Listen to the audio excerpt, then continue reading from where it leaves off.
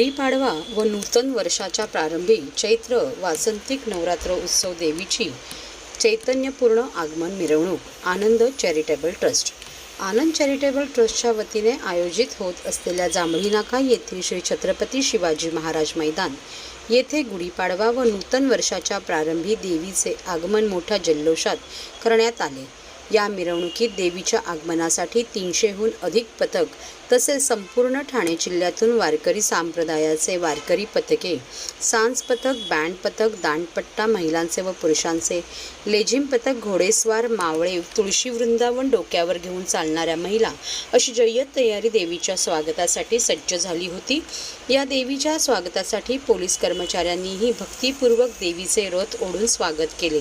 यावेळी खासदार राजन विचारे, जिल्हा प्रमुख केदार दिघे, प्रमुख प्रदीप शिंदे, प्रवक्ते अनिश गाडवे, ठाणे उपशहर प्रमुख दीपक साळवी, युवा सेना उपजिल्हा अधिकारी अर्जुन सिंग ढाबी, युवा सेना अधिकारी किरण जाधव, नगरसेवक मंदार विचारे, नगरसेविका नंदिनी विचारे, विभाग संघटक अपूर्वा तेलवणे, नंदा कोथळे, उपविभाग संघटक राजश्री सुर्वे, तसेच मेघा विचारे, वनिता कोळी, तसेच ठाणे नवी मुंबई भाईंदर येथील सन्माननीय नगरसेवक, विभाग प्रमुख, उपविभाग प्रमुख, शाखा प्रमुख, युवा सेना, युवती सेना आदी मान्यवर व इतर शिवसेना पदाधिकारी मोठ्या संख्येने उपस्थित होते।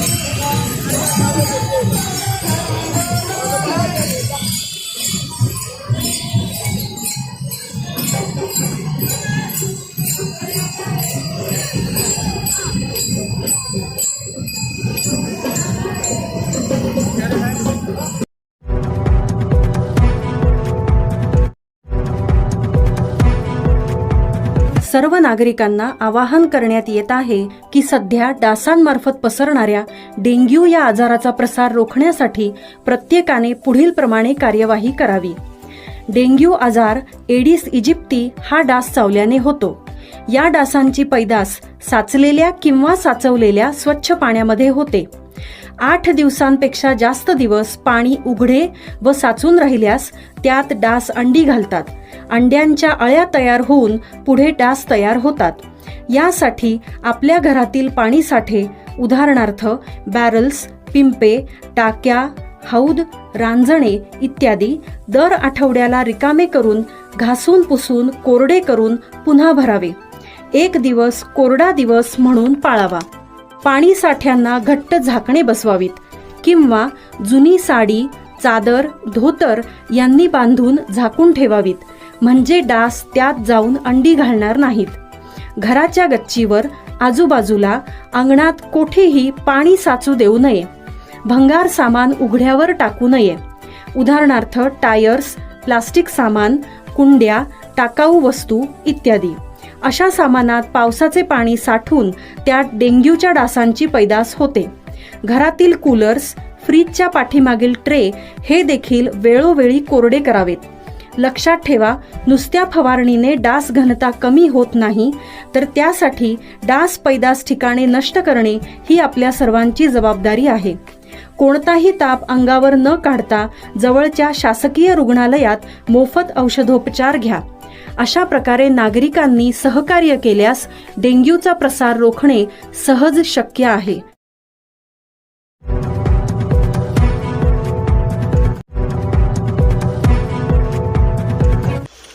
शासन, संघटन आणि जनता यामधील सेतू म्हणून हे कार्यालय काम करणार. देवेंद्र फडणवीस.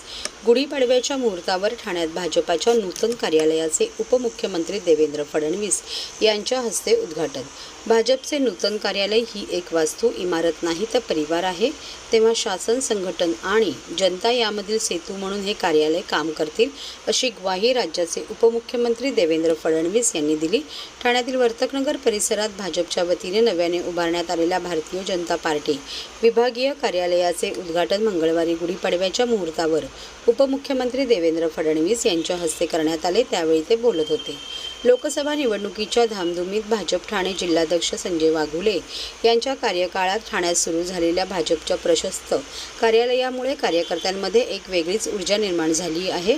आगामी सर्व निवडणुकीच्या दृष्टीने या कार्यालयाला महत्त्व आले असून येथूनच जिल्ह्यातील ठाणे शहर, कल्याण, डोंबिवली, उल्हासनगर, मीरा भाईंदर, नवी मुंबई, भिवंडी आणि ठाणे ग्रामीण या क्षेत्रातील भाजपा पदाधिकारी आणि कार्यकर्ते यांच्यासाठी हे कार्यालय दुवा ठरणार आहे.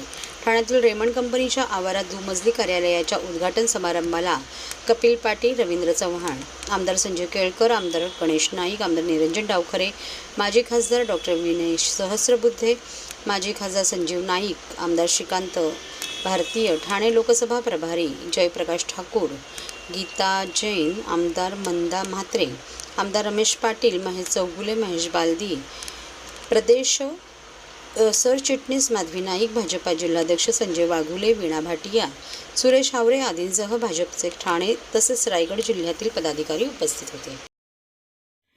500 वर्षानंतर आपल्याला प्रभू श्रीरामांच्या मंदिरामध्ये श्रीरामांची मूर्ती स्थापित झालेली पाहायला मिळाली आणि त्यानंतर आलेला हा पहिला गुढीपाडवा आहे. आणि आता ज्यांच्यामुळे मंदिराचं पुनर्निर्माण झालं ते देशाचे प्रधानमंत्री माननीय नरेंद्र मोदीजी यांच्या नेतृत्वामध्ये भारतीय जनता पक्षाच्या विजयाची गुढी देशात आणि महाराष्ट्रात उंचच उंच गेली पाहिजे अशा प्रकारची आज प्रार्थना करतो.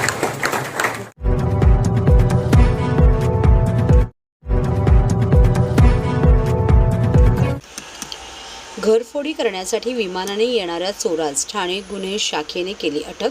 घरफोडीचे गुन्हे करणारा मोईनुल अब्दुल मलिक इस्लाम हा मूळचा आसाम येथे राहणारा आरोपी नवी मुंबई येथे राहणारा होता, परंतु सध्या तो फक्त चोरी करण्याकरिता विमानाने प्रवास करून मुंबई येथे येऊन चोरी केल्यानंतर पुन्हा विमानाने प्रवास करून आसाम व नागालँड या राज्यात लपण्यासाठी पळून जाऊन विविध ठिकाणी वास्तव्य करीत होता. त्याचा राहण्याचा कोणताही ठोस पुरावा नव्हता, तसेच तो मोबाईल फोन देखील वापरत नव्हता. तसेच त्याची ओळख लपवण्यासाठी वीक घालत होता. हा आरोपी रमजान महिना सुरू असल्याने त्याचे आसाम राज्यातील मूळ गावी आला असल्याची माहिती ठाणे गुन्हे शाखा युनिट 2ला मिळाली. त्याप्रमाणे पोलीस उपायुक्त गुन्हे शिवराज पाटील, सहाय्यक पोलीस आयुक्त निलेश सोनावणे, वरिष्ठ पोलीस निरीक्षक सचिन गायकवाड यांच्या मार्गदर्शनाखाली सहाय्यक पोलीस निरीक्षक धनराज केदार आणि पोलीस हवालदार अमोल देसाई, शिपाई भावेश घरत हे आरोपीच्या मूळ गावात सलग 5 दिवस वेषांतर करून मोटरसायकलवरून फिरून आरोपी ह्याच्याबद्दल माहिती गोळा करत होते. त्यानंतर मुराजर पोलीस स्टेशन होजाई आसाम यांच्या मदतीने आरोपीला ताब्यात घेतले. या आरोपीने अटक टाळण्यासाठी त्याच्या घराच्या खिडकीतून उडी मारून पळून जाण्याचा प्रयत्न केला होता. त्यामध्ये त्याच्या पायाला दुखापत झाली होती. त्या दुखापतीचा फायदा घेऊन तो तपासामध्ये सहकार्य करत नव्हता. असे असताना देखील या आरोपीकडे कौशल्याने तपास करून त्याचा ठाणे, कल्याण, डोंबिवली, मुंबई व नवी मुंबई शहरातील एकूण 22 गुन्ह्यातील सहभाग निष्पन्न केला असून नमूद गुन्ह्यातील चोरीस गेलेले एकूण 62,24,000 रुपये किमतीचे 890 ग्रॅम वजनाचे सोन्याचे दागिने हस्तगत केले.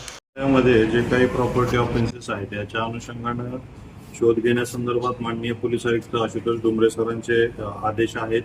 त्या अनुषंगानं तपास करत असताना गुन्हे शाखा ही वेगवेगळ्या गुन्ह्यावरती काम करत असतं. त्या अनुषंगानं युनिट 2चे सिनियर PI सचिन गायकवाड आणि त्यांची पूर्ण टीम हे नारपोलीच्या हद्दीमध्ये बऱ्याच घरफोडी झाल्या होत्या. त्या अनुषंगाने तपास करत असताना एक त्याच्यामध्ये आरोपी हा त्याच्यामध्ये जो मोईनुद्दीन अब्दुल मलिक इस्लाम हा याने नारपोलीच्या हद्दीमध्ये काही घरफोड्या केलेल्याचं त्यांना निष्पन्न झालं. हे या आरोपीला शोधणं फार कठीण होतं, कारण हा आरोपी मोबाईल त्याचा स्विच ऑफ होता आणि हा विमानाने इकडं यायचा, घरफोडी करायचा आणि परत विमानाने परत जायचा. अशा पद्धतीने हा शिताफीने काम करत असताना अतिशय उत्कृष्टरित्या तपास करून त्यांना जी काही इन्फॉर्मेशन होती, हा त्याच्या मूळ गाव आसाममध्ये जे आहे त्या ठिकाणी आलेली माहिती समजली. त्या अनुषंगानं ACP Nilesh Sonawane detection 1, Sachin Gaikwad senior PI Bhiwandi आणि केदार केदारी युनिट 2 यांनी ट्रॅप आयोजित केला. तिकडं जाऊन त्याला ट्रॅप आउट केलं. पकडत असताना तो त्या ठिकाणी त्या पहिल्या मजल्यावरून त्याने उडी मारून पळून जाण्याचा प्रयत्न केला. त्याच्यामध्ये त्याला पायाला जखम झाली. त्याच्यामध्ये माननीय न्यायालयासमोर त्याला हजर करण्यात आलं आणि ट्रान्सफर वॉरंट घेऊन आपण त्याला अरेस्ट करण्यात आलेलं आहे. तर याच्यामध्ये जवळजवळ 22 घरफोड्या यामध्ये HBT आपण म्हणतो, तर 22 घरफोडी या ठिकाणी डिटेक्ट झालेल्या आहेत. याच्यामध्ये आपल्या ठाणे पोलीस आयुक्तालयामधील जवळजवळ 19 घरफोडी, नवी मुंबई पोलीस आयुक्तालयामधल्या 2 घरफोडी आणि मुंबईमधली 1 घरफोडी, अशा एकूण 22 घरफोडी यामध्ये डिटेक्ट झालेल्या आहेत. याच्यामध्ये 889 ग्रॅम म्हणजे जवळजवळ 89 तोळे सोनं याच्यामध्ये हस्तगत करण्यात आलेलं आहे आणि 62,24,000चा मुद्देमाल या जे सोन्याची किंमत आहे हे आपण हस्तगत करण्यात आलेलं आहे. अतिशय उत्कृष्ट काम युनिट 2 चे सिनियर पीआय सचिन गायकवाड आणि त्यांच्या टीमनं केलेलं आहे. आणखीनही तपास चालू आहे. आणखीनही काही याच्यामध्ये जे काही आणखीन काही इन्व्हॉल्व आहेत का, याच्यामध्ये बाकीचा गँग त्याच्यामध्ये इन्व्हॉल्व आहे का, असा तपास आपण करत आहोत. पण हा जो मेन आरोपी जो आहे मोइनुद्दीन अब्दुल मलिक इस्लाम याने या काही घरफोड्या केलेल्या आहेत. 2022 मध्ये पण तो अरेस्ट होता नवी मुंबईमध्ये. जवळजवळ 7 घरफोडीमध्ये तो अरेस्ट होता. कोपरखैरणे आणि वाशी पोलीस स्टेशनमध्ये अरेस्ट होता. तर आपल्या आता ज्या आहेत त्या दापोली, नेरूळ, एपीएमसी, भिवंडी शहर, शांतीनगर, भोईवाडा, खडकपाडा, विष्णुनगर, वागळे इस्टेट, वर्तकनगर अशा वेगवेगळ्या पोलीस स्टेशनच्या हद्दीमधल्या वेगवेगळ्या घरफोडी ज्या आहेत ते या ठिकाणी डिटेक्ट झालेल्या आहेत. शिक्षण याचं काय जास्त झालेलं आहे असं नाहीये, परंतु याला बॅकग्राऊंड असा आहे की तो राहणारा आसामचा आहे. तो या ठिकाणी यायचा, या ठिकाणी रेकी करून घरफोडी करायचा आणि वापस तो म्हणजे प्लेनच तो ट्रॅव्हल करायचा, यायचा. आणि आता आपण बघतोय जसं की सोन्याचे भाव वाढलेले आहेत. घरफोडीमध्ये जर सोनं मिळालं तर त्या ठिकाणी त्याला त्याच्यामध्ये पैसे मिळत होते, त्या अनुषंगाने तो एरोप्लेनने ट्रॅव्हल करत होता. तर तो यायचा आणि त्यामुळं पोलिसांची दिशाभूल करण्याच्या उद्देशाने तो इकडं चोरी करून तिकडं माल इथंही काही ठिकाणी विकलेला आहे आणि त्या ठिकाणी काही विकलेला आहे. तर अशा पद्धतीने त्याचं बोडस होती आणि अतिशय चांगल्या पद्धतीनं तपास करून या आरोपीला अटक करण्यात आलेली आहे.